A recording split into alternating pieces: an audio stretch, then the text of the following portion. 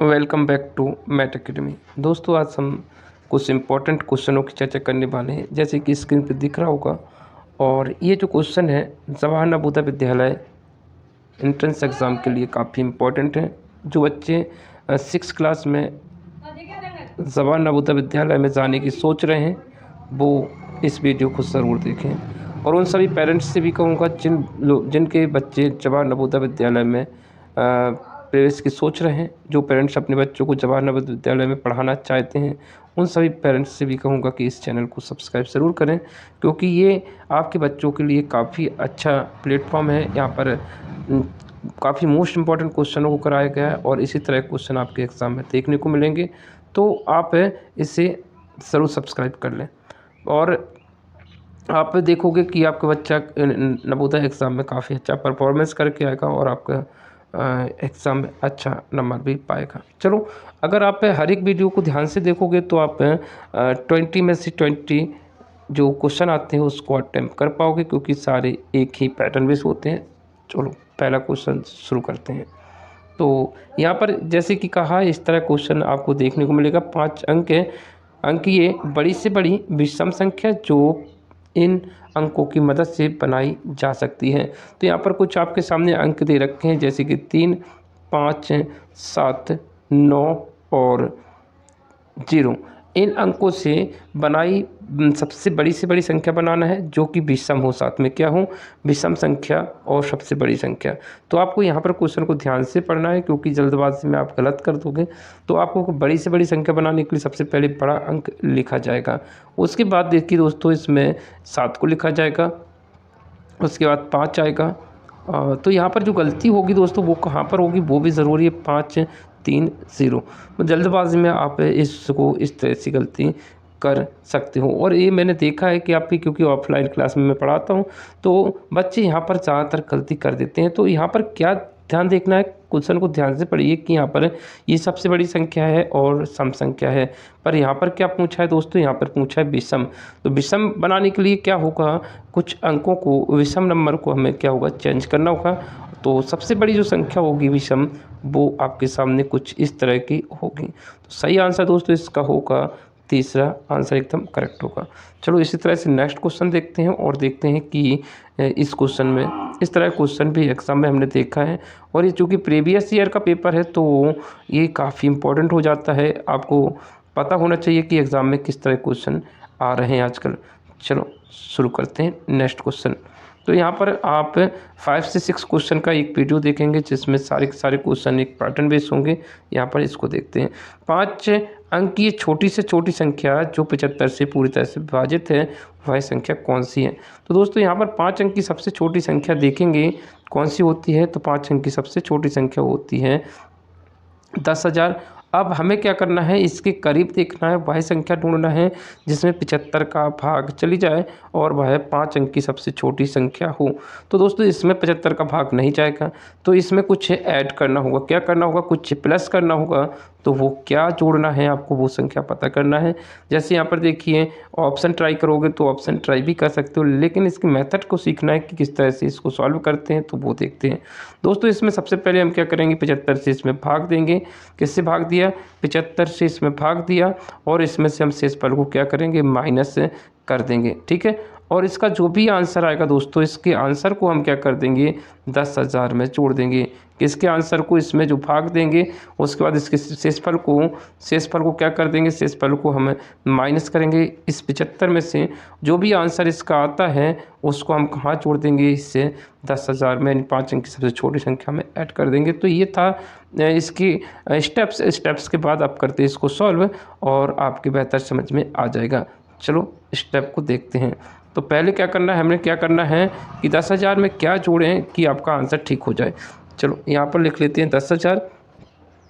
तो 10,000 में हमें क्या जोड़ना है वो निकालना है। तो 10,000 में क्या जोड़ना है दोस्तों, इसमें 75 से भाग देंगे, इसमें हमें ये जोड़ना है, वो हम यहाँ पर लिख देते हैं कि 75 माइनस शेषफल वाली संख्या को हमें जोड़ना है। तो ये करना है। चलो इसका देखते हैं शेषफल क्या आ रहा है वो देखते हैं। 75 एकम 75, जब हमने इसे 75 से भाग दिया तो हमारे पास 25 मिला और 0 उतार लिया तो ये हो गया 250 है। 75 को एक बार दिया, फिर इसके बाद देखिए 75 तिया दोस्तों होता है 225 है। 225 में से 250 में से 225 जाएगा तो 25 बचेगा, और इसके बाद ये 0 उतारेंगे तो हो गया 250।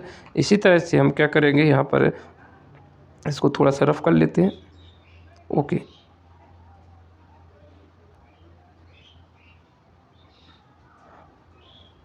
यहाँ पर क्या किया, 25 थी 75, फिर 3 बार किया 75 तिया 225 होता है, और यहाँ पर हमने 225 लिख लिया है। 225, इसका जो फाइनल शेषफल बचा है वो बचा है 25। तो हमें क्या करना है, शेषफल को यहाँ पे माइनस करना था, तो शेषफल की जगह पे हमें क्या लिखना है, 25 लिखना है। तो हम लिख लेते हैं उसको, और उसके बाद सॉल्व करते हैं। तो यहाँ पर हमारे इस शेषफल की जगह पे आंसर आ चुका है, हमें 25 निकाल लिया है। आपके सामने इस 25 को घटा के 10,000 में जोड़ना है। तो यहाँ पर आ गया दोस्तों 25। जब हम इसमें 25 माइनस करेंगे तो इसका आंसर आएगा 50। कितना आएगा, 50 आएगा, और 50 इसमें जुड़ जाएगा। तो 50 जैसे हम जोड़ेंगे इसमें तो आंसर आ जाएगा, 50 जोड़ेंगे तो कितना हो जाएगा, 10,000। 50 आंसर करेक्ट होगा। तो दोस्तों चलो नेक्स्ट क्वेश्चन की तरफ चलते हैं। आपने ये दो क्वेश्चन बेहतर ढंग से सीख लिए हैं, और इस तरह क्वेश्चन एग्जाम में अक्सर पूछे जाते हैं। चलो नेक्स्ट क्वेश्चन क्या है वो देखते हैं। जैसे कि आपको दिख रहा होगा स्क्रीन पर, तो अब देखते हैं क्वेश्चन नंबर 53, जो कि काफ़ी इम्पोर्टेंट होगा। और इस तरह का क्वेश्चन भी एग्जाम में एक क्वेश्चन निश्चित तौर पर आता है। आप इन क्वेश्चनों को, इसके पैटर्न को आप अच्छे से समझिए, और इस तरह क्वेश्चन आप एग्जाम में ज़रूर देखेंगे। तो ये जैसे कि यहाँ पर चित्र में दर्शाया गया है, यहाँ पर एक चित्र दे रखा है, इसमें दर्शाया गया है संतरों का बिक्री। ठीक है, तो ये देख रहे पढ़ते हैं इसको। निम्न चित्रालेख एक रेहड़ी वाले 4 दिनों में संतरों के एक डिब्बे में से बेचे गए संतरे को दर्शाता है। यहाँ पर 4 दिन दे रखे हैं, और 4 दिन में कितने संतरे बिक गए हैं यहाँ पर ये दर्शाता है। और डॉट, यहाँ पर एक जो डॉट है वो 15 संतरों को निरूपित करता है, यानी एक डॉट में बराबर 15 संतरे हैं।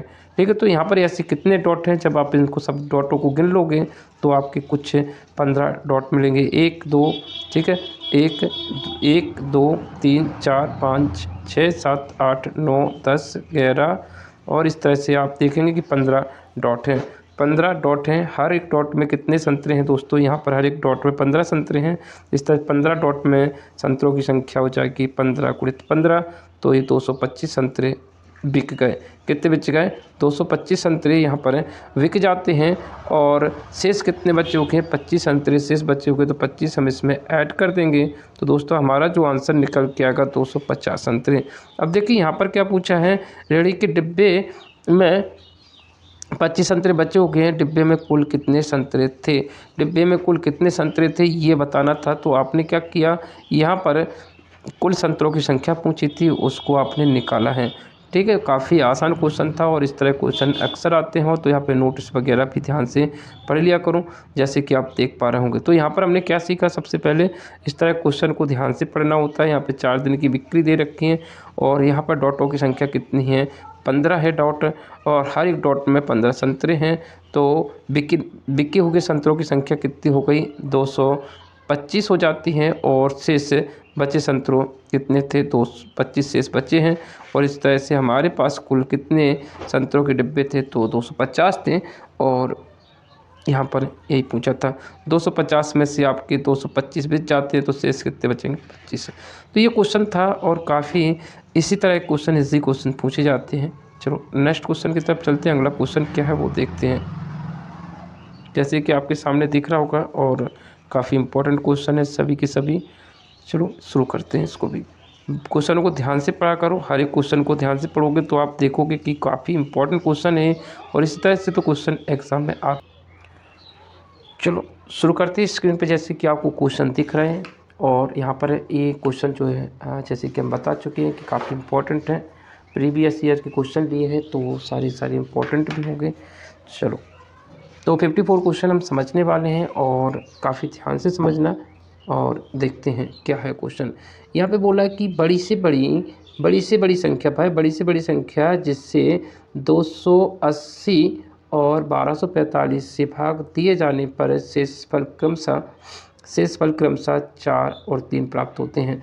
तो बड़ी से बड़ी संख्या बताना है जिससे भाग देने पर शेषफल कितना मिले, इतना मिले। देखिए दोस्तों, जैसे यहाँ पर बोला कि 200 में वह बड़ी से बड़ी संख्या कौन सी है, अगर 200 में भाग दिया जाए उस संख्या से और 1243 में भाग दिया जाए। जब हम 200 में उस संख्या से भागते हैं, जैसे हमने बोला कि इसमें हम 138 से पहले ऑप्शन भाग दे लेते हैं, 138 से भाग देते हैं तो शेषफल कितना बचना चाहिए, 4 बचना चाहिए, ठीक है। और इसमें भी अगर हम 138 से भाग देते हैं तो शेषफल कितना बचना चाहिए, 3 बचना चाहिए। तो ये क्वेश्चन है, यहाँ पे बोला है कि भाई बड़ी से बड़ी संख्या कौन सी है इन 4 में से कि जिससे भाग देने पर इस संख्या और इस संख्या में भाग देने पर शेषफल 3 और 4 बचते हैं। तो उम्मीद करते हैं क्वेश्चन आपको समझ में आ गया होगा। चलो अब इसको सॉल्व कैसे करते हैं वो देख लेते हैं। तो यहाँ पर यही सब चीज़ें तो रहती हैं जो कि इम्पोर्टेंट कंसेप्ट रहते हैं कि आखिर कैसे निकाला जाता है। तो यहाँ पर क्या सीखने को मिल रहा है दोस्तों कि बड़ी से बड़ी संख्या कैसे निकालते हैं। तो दोस्तों बड़ी से बड़ी संख्या निकालने के लिए हमें क्या करना होगा, HCF लेना होगा, HCF। तो HCF निकालने से पहले दोस्तों हमें क्या करना होगा, ये जो शेषफल बच रहे हैं इनको हमें इन संख्याओं में से माइनस करना होगा, उसके बाद HCF लेंगे। तो 280 में से कितना माइनस करेंगे, 280 में से इस 4 को माइनस करेंगे तो बचेगा 276 बचेगा। और इसके बाद यहाँ पर इसमें से कितना माइनस करना है, 3 करना है तो 1242 कुछ बच रहा है, ठीक है। अब हमें निकालना है इसका HCF। तो HCF कैसे निकाला जाता है अच्छे से पता है, आप गुणनखंड विधि से इसे कर सकते हैं और भाग विधि से भी कर सकते हैं। चलो गुणनखंड विधि से देखते हैं। पहले 2 से भाग दिया, 2 एकम 2, 2 तिया 6, 2 अट्ठे 16। इसमें 2 से भाग और दिया, 2 छक्के 12, 2 नेम 18। 3 से दिया, 3 दूनी 6, 3 तिया 9 और इसके बाद 23 से भाग दिया। तो हमारा जो आंसर आ चुका है वो आ चुका है ये। अभी आंसर नहीं आया, यहाँ पर हमने क्या किया, भाग दिया है। और इसी तरह से हम यहाँ पर भाग दे रहे हैं, 2 से डिवाइड किया, 2 छक्के 12, 2 दूनी 4, 2 एकम 2। फिर इसे हमने क्या किया, 3 से भाग दिया, 3 दूनी 6, 2 संख्या एक साथ लेते तो 1 0 लगेगा और 3 सत्ते 21। इस तरह से हमने इसको 3 से और डिवाइड किया, 3 छंग 18, 3 नम 27। इसके बाद हमने इसे 3 से डिवाइड किया, 3 दूनी 6, 3 तिया 9। इसके बाद 23 से डिवाइड किया तो यहाँ पर 1 आ गया। तो यहाँ पर क्या किया दोस्तों, सबसे पहले हमें क्या करना है, HCF निकालने के लिए हमें कॉमन फैक्टर देखना होगा। HCF कितना आएगा, तो देखिए इसमें 2 है और इसमें भी 2 है तो हमारा आ गया 2 सबसे पहले। अब इसके बाद यहाँ पर 2 है पर इधर नहीं है, 3 यहाँ पर है, 3 यहाँ पर है तो हमने इसमें 3 का मल्टीप्लाई और कर दिया। तो कॉमन संख्या से हमें मल्टीप्लाई करना, 23 यहाँ पर है तो हमें 23 का इसमें गुणा कर देना है। इस तरह से इन सबका मल्टीप्लाई करोगे तो आपका आंसर आ जाएगा। तो इसका सही आंसर क्या हो जाएगा, 138 सही आंसर होगा। 3 दूनी 6, 6 का गुणा जब हम इससे करेंगे तो हमारा आंसर आएगा 138 है। चलो नेक्स्ट क्वेश्चन देखते हैं, अगला क्वेश्चन क्या है। तो उम्मीद करते हैं कि आपको ये मेथड समझ आ गया होगा। दोस्तों इसकी एक मेथड और है, उसका भी हम जिक्र करना चाहेंगे, वो भी काफ़ी इंपॉर्टेंट मेथड है। तो चलो उससे हम देखते हैं भाग विधि से किस तरह से करते हैं। तो भाग विधि में समय कम लगता है और आप डायरेक्ट आंसर तक पहुंच जाते हैं। तो भाग विधि की प्रक्रिया क्या है उसको आज हम समझेंगे और आप भी उसको अच्छे से कर पाएंगे। भाग विधि में दोस्तों हमें क्या करना होता है, भाग विधि में हमें क्या होता है, जैसे यहाँ पर 2 संख्या थी, एक तो थी 276 और एक संख्या थी 1242। तो यहाँ पर हमें क्या करना है, छोटी संख्या से भाग देना है बड़ी संख्या में। भाग देने के बाद दोस्तों इसका जो शेषफल आएगा तो इसको भाग दे लेते पहले, उसके बाद मैं सारी स्टेप बताएंगे। तो देखिए दोस्तों, जैसे ही इसका शेषफल कुछ आता है तो शेषफल से हमें भाग देना होता है। पहले जो संख्या से भाग दिया था उसमें भाग दिया होता है शेषफल से। चलो इसको बेहतर ढंग से समझेंगे इस क्वेश्चन को करने के बाद। चलो देखते हैं। तो यहाँ पर 76 का 276 से जब हमने इसमें भाग दिया तो 3 बार कुछ जा रहा है, ठीक है। 4 बार देखने पर 4 बार जा सकता है, लेकिन 4 बार देख लेते हैं, एक बार 4 बार देख लेते हैं। 4 से डिवाइड करते हैं, 4 चौके 16, हाथ लगेगा। तो हम क्या कर रहे हैं, इस 4 का मल्टीप्लाई इस संख्या से कर रहे हैं। तो 4 चौके 16, हाथ से लगा 1 है, 4 सत्ते 28 29 है और तो हासिल 4 दूनी 8 8 और 2 4 सत्ते 28 है, 4 सत्ते 28 29 या क्या। इसके बाद 4 दूनी 8 है, 8 और 1 9। तो हमारे सामने इतना आ रहा है। चलो इसको 5 बार और देख लेते, हो सकता है 5 बार चला जाए। तो 5 बार देख लेते हैं और 5 5 31 हासिल लगा कितना 5 31 और 3 हासिल आ गया 5 7 35 35 38 हासिल आ गया 3 5 दूनी 10 3 13 कुछ ज़्यादा हो रहा है। ठीक है, तो कितने बार जा रहा है दोस्तों? तो 4 बार जा रहा है। 4 6 24 की 4 हासिल लगा 2 4 7 28 28 29 30 तो ये 30 आ गया और 4 दूनी 8 8 और 3 कितना हो गया 11। तो कुछ इस तरह से आ गया। 4 बार 4 है, 5 बार में ज़्यादा हो गया था। और इसको जब हम घटाएंगे तो 12 में से 4 जाएगा तो 8 बचेगा और 1 हासिल लग गई तो 3 बचा और इस तरह से हमारा 138 शेषफल बच गया। अब शेषफल से भाग देना है हमें, जिससे पहले जो संख्या से भाग दिया था उसमें। तो यहाँ पर हमें क्या लिखना है, इस संख्या को लिख लेना है 276। ठीक है, इससे भाग देते हैं तो इसका जो शेषफल, जिस संख्या शेषफल 0 आता है वही आंसर कहलाता है। तो देखिए इसमें 2 बार भाग जा रहा है, 2 बार में 276 आ जाएगा और इस तरह से हमारा जो आंसर आ गया वो 138 आ गया। ठीक है, इसमें स्टेपों को बढ़ाते जाते हैं। अगर दोस्तों यहाँ पर भी शेषफल कुछ बचता तो हमें क्या करना होता है, इस संख्या में उसके शेषफल से भाग देते। तो ये प्रक्रिया कई बार दोहरा सकते हैं और आंसर आ जाएगा। चलो नेक्स्ट क्वेश्चन देखते हैं। अगला क्वेश्चन क्या है, और क्वेश्चन को अच्छे से पढ़ लो, काफ़ी इंपॉर्टेंट होता है। जब तक आप क्वेश्चन को पढ़ेंगे नहीं तब तक क्वेश्चन अच्छे से समझ नहीं आता। तो हर एक क्वेश्चन को ध्यानपूर्वक पढ़ा करो। जैसे कि यहाँ पे 55 क्वेश्चन में क्या कहा है, 3 घंटियाँ क्रमशः 12 मिनट 15 मिनट 18 मिनट के अंतराल में बजती हैं। यदि वे प्रातः 9 बजे एक साथ बजें तो वे कब एक साथ फिर से बजेंगी? तो यहाँ पर 3 घंटियाँ हैं, 3 घंटियाँ कुछ समय अंतराल बाद ये बज रही हैं और यहाँ पर इस तरह से हमें क्या करना है, सॉल्व करना है इसको। तो इस तरह क्वेश्चन को सॉल्व करने के लिए आपको क्या करना होगा दोस्तों, यहाँ पर एलसीएम लेते हैं जब भी इस तरह क्वेश्चन आता है आपके सामने। तो बिल्कुल कॉमन सी मेथड है। यहाँ पर क्या है, कुछ घंटियाँ थी जो कि 12 मिनट और 15 मिनट और 18 मिनट के अंतराल में बजती हैं। तो इनका क्या लेना है, एलसीएम ले लेना है। जो एलसीएम आएगा वो एक ऐसा समय आ जाएगा जो कि मिनट में आएगा, तो उसे घंटे में कन्वर्ट करेंगे। चलो एलसीएम कितना आ रहा है, 2 से जब हम इसको भाग करेंगे, 2 छक्के 12 15 लिखते हैं यहाँ पर और दूने में 18। इस तरह से 2 से 2 तिया 6 15 में भाग नहीं जाएगा तो इस तरह से 19 नहीं है, ये कितना है 9 है, तो यहाँ पर 9 लिखा है। अब इसके बाद 3 से डिवाइड करते हैं, 3 एकम 3 3 5 15 और 3 तिया 9। इसके बाद 3 से डिवाइड और कर लेते हैं तो ये 5 बच्चा है, यहाँ पर 1 और 5 से डिवाइड किया तो हमारा एलसीएम आपके सामने आ गया। इनका कर लेते हैं गुणा, 5 तिया 15 15 दूनी 30 दूनी 60 60 तिया 180। इस तरह से हमने इनका मल्टीप्लाई किया तो हमारा जो आंसर आया वो 180 क्या आया, मिनट आ गया है। क्या गया, मिनट में आंसर आया आपका।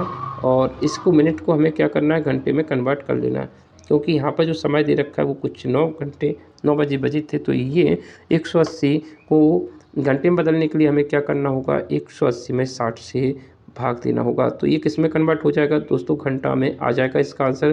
तो 180 में कितने घंटे होते हैं, तो भाग देने से पता चला कि 3 घंटे। 3 घंटे बाद दोबारा एक साथ फिर से बजेंगे, 3 घंटे बाद वो क्या एक साथ बजेंगे। पहले कितने बजे बजे दोस्तों, 9 बजे बजे थे। अब 3 घंटे बाद दोबारा एक साथ बजेंगे तो कितने बजे बजेंगे, 3 जोड़ने पर 12 बजे ये दोबारा एक साथ बजेंगे। तो सही आंसर क्या होगा दोस्तों, दोपहर के 12 बजे एक साथ फिर से बजेंगे। इसी तरह से अगला क्वेश्चन देखते हैं।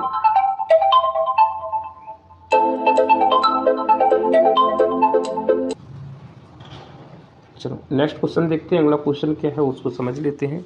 यहाँ पे 56 क्वेश्चन आपके सामने है। यहाँ पर बोला है कि जो 8,93,645 और 6,35,489 के योग से जो संख्या घटाने पर संख्या इतनी प्राप्त हो, वह संख्या कौन सी है। तो हमें यहाँ पर क्या बोला है दोस्तों, यहाँ पर सबसे पहले इन दोनों संख्याओं को जोड़ लेना है। जोड़ने के बाद जो भी योग आता है उसमें से क्या घटाना है, आपको इसको घटा देना है तो आपका आंसर आ जाएगा। तो क्वेश्चन आपने पढ़ लिया है, इसमें लिखा है 89 36 45 यहाँ पर लिख लिया है। इसी तरह से यहाँ पर 63 54 और यहाँ पर लिखा 89, इनको जोड़ लेते हैं पहले क्योंकि यहाँ पर बोला है योग। तो जोड़ने पर क्या, 4 12 3 13 10 11 8 और 1 9 और ये कितना हो गया यहाँ पर 12 और यहाँ से लगा 1 14 1 15। तो ये हमारा कुछ यहाँ पर आ चुका है। कुछ मिस्टेक तो नहीं हो गई, मुझे लग रहा है जोड़ने में कुछ मिस्टेक हुई है। ओके देख लेते हैं, 14 की 4, ओके ठीक है, सब कुछ ठीक है। चलो अब क्या करना है, हमने क्या कहा था कि इसके जोड़ में जो भी योगफल आता है उसमें हमें क्या करना है, इसको घटा देना है। 1 लाख को इसमें से माइनस कर देना है। जैसे हम 1 लाख को माइनस करेंगे, क्योंकि घटाना था, घटाने के बाद क्या आंसर आएगा वो तुम्हारा आंसर कहलाएगा। तो देखिए आपके सामने जो आंसर आ चुका है वो 52 यानी 5 लाख कुछ 29,000 आ रहा है। तो यहाँ पर सही आंसर क्या हो गया, यहाँ पर ये आ गया। ठीक है, तो सही आंसर आ गया हमारा चौथा। चलो नेक्स्ट क्वेश्चन की तरफ चलते हैं। अगला क्वेश्चन क्या है वो देखते हैं।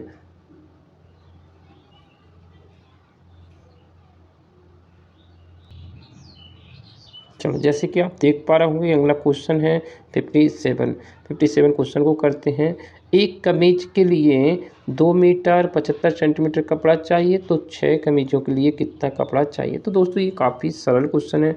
जैसे कि आप समझ लेते हैं कि जैसे एक पेन मान लेते हैं 7 रुपया का आ रहा है। एक पेन कितने का आ रहा है दोस्तों, 7 रुपये का आता है। तो आप इस तरह से 5 पेनों की कीमत भी निकाल सकते हैं। 5 पेन कितने के आएंगे तो गुणा कर देंगे। इसी तरह से यहाँ पर कुछ दे रखा है कि एक कमीज में इतना कपड़ा लगता है। एक कमीज बनाने में कितना कपड़ा लग रहा है, एक कमीज बनने में कपड़ा लग रहा है 2 मीटर 75 सेंटीमीटर। तो यहाँ पर आपके सामने कुछ एक कमीज के कपड़े की माप दे रखी है। आपको 6 कमीज़ें बनाने में कितना कपड़ा लगेगा, तो हमें क्या करना होगा, इसमें 6 का मल्टीप्लाई करना है। तो 6 का मल्टीप्लाई हम इस संख्या में करने वाले हैं। तो आंसर आपके सामने आ गया। 6 पंचे 30, 30 का 0, हाथ से लगेगा 3, 6 7 42, 6 7 42 और 3 45, हाथ से लग गया 4, 6 दूनी 12, 12 और 4 16। ठीक है, तो 16 मीटर और 50 सेंटीमीटर आंसर आ चुका है। ठीक है, तो 16 मीटर 50 सेंटीमीटर कौन सा आंसर है, दूसरा आंसर एकदम करेक्ट होगा। इसी तरह से नेक्स्ट क्वेश्चन को देखते हैं। अगला क्वेश्चन क्या है, तो यहाँ पे काफ़ी है, जब आपको एक का पता हो दोस्तों, कितने का, एक का पता हो कि एक का मूल्य इतना है या एक का माप कुछ दे रखा है, तो आप अनेक की निकालने के लिए उसमें क्या कर देते हैं, डायरेक्ट गुणा कर देते हैं। जैसे 5 की निकाल सकते हैं, 10 की निकाल सकते हैं। इसी का उल्टा भी अगर आपको 5 का दिया हो और एक का निकालना, जैसे 5 पेन मान लेते हैं 50 रुपये के आते हैं, तो एक पेन की कीमत भी निकाल सकते हैं, उस समय हमें भाग देना होता है। चलो नेक्स्ट क्वेश्चन की तरफ चलते हैं। अगला क्वेश्चन क्या है वो देख लें। नेक्स्ट क्वेश्चन देखते हैं। अगला क्वेश्चन देखते हैं, यहाँ पर आपके सामने लग चुका है और ये क्वेश्चन 58 है। यहाँ पर क्या बोला है उसको देख लेते हैं। तो जैसे कि आपको दिख रहा होगा यहाँ पर कि 7 संख्याओं से 7 विभिन्न अंकों से बनी न्यूनतम संख्या तथा 6 अंकों से बनी अधिकतम संख्या का अंतर क्या होगा, ये पूछा है। ये बोला है कि 7 अंकों से बनी न्यूनतम संख्या, तो 7 अंकों की सबसे छोटी संख्या बनाना है, जो कि कोई भी अंक, सारे अंक कैसे हो, भिन्न हो, सारे अंक अलग अलग हों। तो सबसे छोटी संख्या 7 अंक की क्या होगी, 1 0 2 3 4 5 और 6। ये 7 अंकों की सबसे छोटी संख्या होगी, जो कि सारे अंक अलग अलग हैं, इससे बनाई गई है, भिन्न अंकों से बनाए 7 अंक की सबसे छोटी संख्या ये हो गई। अब क्या है, 6 अंकों की सबसे बड़ी संख्या बनाना है। इसमें भी सब सारे अंक कैसे होना चाहिए, भिन्न होना चाहिए। तो जैसे कि 6 अंकों की सबसे बड़ी संख्या क्या होती है दोस्तों, ये होती है 9999999। तो दोस्तों यहाँ पर 6 अंक जो हैं रिपीट हो गए हैं, पर यहाँ पर ये नहीं कहा है, उन्होंने बोला है कि 6 अंक जो हैं सारे भिन्न हैं, सब अलग अलग हैं। तो हमें क्या करना है, 6 अंक की सबसे 6 अंक कितना है, 9 8, कोई भी संख्या कोई भी अंक रिपीट नहीं होना चाहिए। तो 6 9 8 7 6 5 और 4, इनका अंतर कितना है, ये आंसर आ जाएगा आपका। ठीक है, यहाँ पर घटाएंगे तो 2 मिलेगा, 0 मिलेगा। ठीक है, इसके बाद 14 में से 6 जाता है तो 8 मिलता है और एक हासिल लग गया। और 13 में से 8 जाएगा तो 5 बचेगा और एक हासिल यहाँ लग गया। 12 में से 9 गया तो 3। इस तरह से हमारा 35 8 0, तो आंसर आ जाएगा, दूसरा आंसर एकदम करेक्ट होगा। नेक्स्ट क्वेश्चन देखते हैं। अगला क्वेश्चन क्या है वो देख लेते हैं। चलो इस क्वेश्चन को देखते हैं। यहाँ पर ये क्वेश्चन दे रखा है और यहाँ पे समझ लेते हैं। 59 क्वेश्चन, निम्न में से कौन सी संख्या 1.01 के तुल्य है। तो ये बोला है कि कौन सी संख्या है जो इसके तुल्य यानी समान है। तो यहाँ पर लिख लेते हैं 1.01। इसे क्या है, इसका जो आंसर दे रखा है दोस्तों वो दे रखा है परसेंटेज में, तो हमें इसको परसेंटेज में देख लेना है। चलो देखते हैं। तो किसी भी संख्या को अगर परसेंटेज में बदलना है तो दोस्तों क्या करते हैं, हम उसमें 100 का गुणा कर देते हैं। जैसे हम इसमें 100 का मल्टीप्लाई करेंगे तो ये संख्या परसेंटेज में आ जाएगी। ठीक है, अब हमें क्या करना है दोस्तों, अगर इस दशमलव को हटाना है तो नीचे क्या होगा, 100 आ जाएगा, क्योंकि 2 स्थान पीछे दशमलव था। जितने स्थान पीछे होता है उतने ज़ीरो लगा देते हैं एक के नीचे। ठीक है, यहाँ पर 0 से 0 यानी 100 से ये 100 कट गया, तो हमारा जो आंसर आ गया वो 101% के बराबर होगा, यानी ये आंसर होगा करेक्ट। तो ये जो संख्या जो भिन्न थी वो किसके बराबर समतुल्य है, तो 101%, यानी पहला ऑप्शन एकदम करेक्ट होगा। चलो नेक्स्ट क्वेश्चन देखते हैं, अगला क्वेश्चन क्या है वो समझ लेते हैं।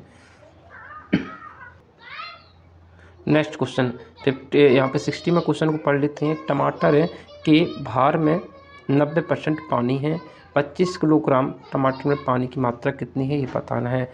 पानी का भार कितना होगा। देखिए दोस्तों, यहाँ पर पानी की जो मात्रा है वो कितनी है, 90% है। तो आपको क्या करना है, इस 90% को निकालना है। 25 किलोग्राम में कितना पानी होगा, तो यहाँ पर 25 किलोग्राम पूरे टमाटर कितने, 25 किलोग्राम में अगर देखा जाए तो इसमें 90% क्या है, पानी है, और शेष 10% जो है टमाटर का गूदा या जो भी होगा उसको समझ लेते हैं। तो यहाँ पर कितना है, टमाटर में 90% पानी है, तो हमें क्या करना है दोस्तों, 25 का क्या देखना है, 90% निकालना है। बस ये आंसर क्या लाएगा, आपको इसको सॉल्व करना आना चाहिए। चलो इसको करते सॉल्व। तो जैसे कि इसको थोड़ा सा रफ कर लेते हैं और बताते हैं आपको।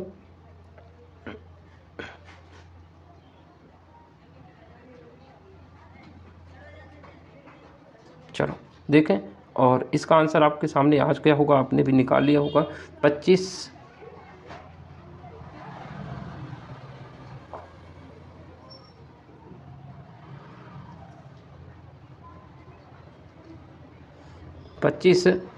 का की जगह पे गुणा होता है और 90% तो परसेंटेज का चिन्ह आता है दोस्तों, तो क्या आता है, 100 आ जाता है।